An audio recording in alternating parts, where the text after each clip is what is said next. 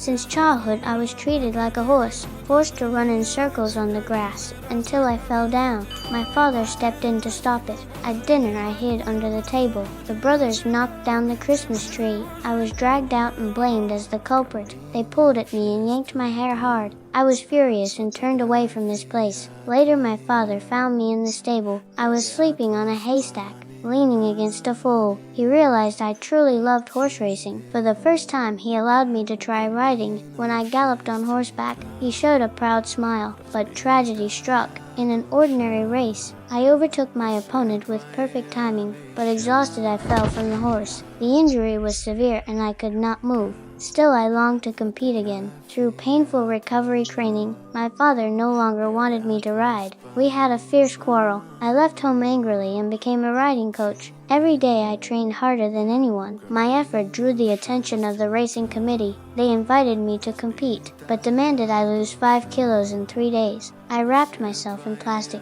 even spent entire nights in a sauna exercising. At last I earned qualification for the Melbourne final, but I was the first female jockey in history to compete, which meant I had no separate dressing room. I squeezed into a bucket with them, while they entered spacious locker rooms. I had to change into my uniform in a storage room.